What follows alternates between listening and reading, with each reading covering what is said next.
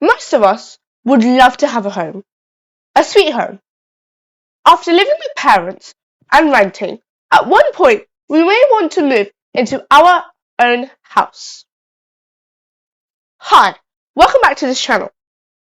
In the previous video, we saw how to find a rental property. In this video, we will see how to search a property for buying. Without any further ado, let's get into the video. Go to rightmove.co.uk. Enter the location name or a valid postcode where you're planning to buy the property. For examples, Cambridge. Then click on For Sale. Select a suitable search radius. For example, a suitable distance away from the given name or postcode. Now a property price range, a minimum and a maximum budget. Select the number of bedrooms in the property. Then choose the property type, a house or a flat. Note, if you don't know what any of these property types are, please do check out our video in the description box. This will explain the different types of properties in the UK. Now, leave the option Added to Site to default. Tick Include Under Offer, Sold STC, if you want to see recently sold properties within the given search criteria. Now, click on Find Properties button. Under Property Type, you can find a filter which property type you're interested in. If you're looking for a detached or a semi-detached property, unselect Terraced option and click on Done. If you prefer to have a garden and a parking, then go to Filters. Then select them under Must Have. Coming to here, under Don't Show, if you are looking for newly built homes along with old ones, then you can leave this option unselected. But if you're not looking for retirement homes or any home buying schemes, then select these options to exclude them from being shown in the search results. Some examples of home buying schemes are the Mortgage Guarantee Scheme, Shared Ownership, etc. You can find latest and more details about the home buying schemes on the HM government websites. Search for home buying schemes. You can find the details online. Well, that's enough of me trying to be Google Dictionary, guys. Back to the search of rightmove.co.uk. Once you click on Done, you'll see the matching results to the selected search criteria, which you have updated.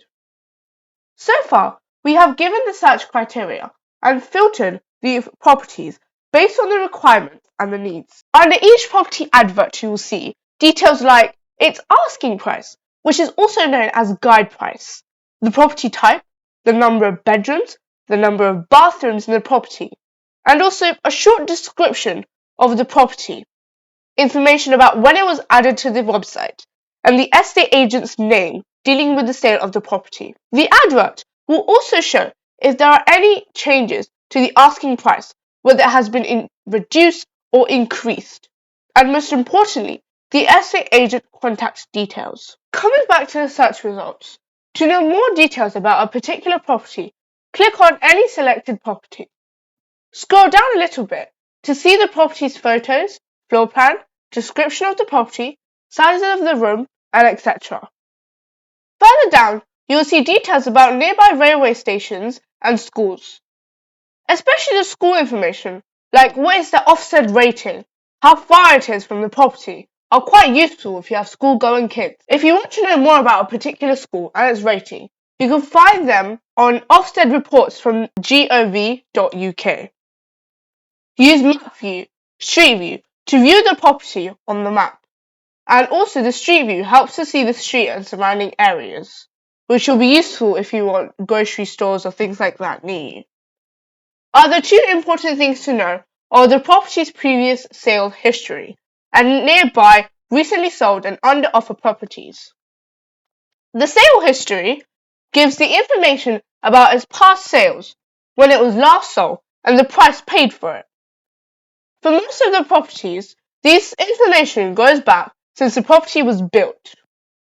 Recently sold and under offer, which this helps to get an idea of recently sold similar properties in the surrounding areas. At the bottom of the page, the calculator helps to calculate SDLT, the Stamp Duty Land Tax, which the buyer has to pay the government when buying a property. which is based on the purchase price.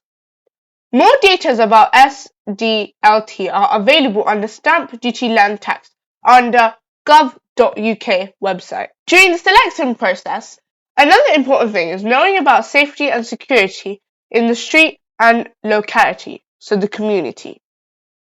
By using postcode of the property, use Street Check, Check My Street, or crime rate websites to know in detail about the location and the area. In the beginning, we learnt about the guide price and asking price of the property. Before you make an offer, you can use these websites for your own research to come to a conclusion of potential trust of the property. Sold house prices section within these websites and also mouseprice.com. The house sold prices section also gives a good idea about recently sold prices and the similar properties of the given location. To put it on these websites or sites, any recently sold information will take some time, probably a couple of weeks to months, depending on how soon the sleigh is registered at the land registry from the sale completion date. Once the sale is registered at land registry, from there the external websites take the information to display on their websites. Once you have identified your suitable property and the offer price, you can phone or email the estate agent who advertised the property and take it further from there. A few other terms you may consider useful to know: potential to improve and no chain. So potential to improve. The example is a property has space or land next to it. So at the back of the garden where building of an extension, so the living place, is possible, but subject to council's planning approval. Or the property is a bit old style, so one can improve it to a modern style living to their own taste and thereby increase the value of the property. No chain means the sale of the property is not linked to a seller's move to a different property. This no chain option gives the buyer confidence that the purchase goes ahead without any dependency of the seller's successful move to another property. Suppose, if the sale of the property has a chain and if the sellers can't move to the property which they're buying in, then you, the buyer, can't buy the seller's property, so the chain breaks. I hope this video has been very informative and helpful in your property buying process. All the best, and if you have liked this video, please like it and subscribe and press the bell icon to receive notifications. Thank you. Bye for now.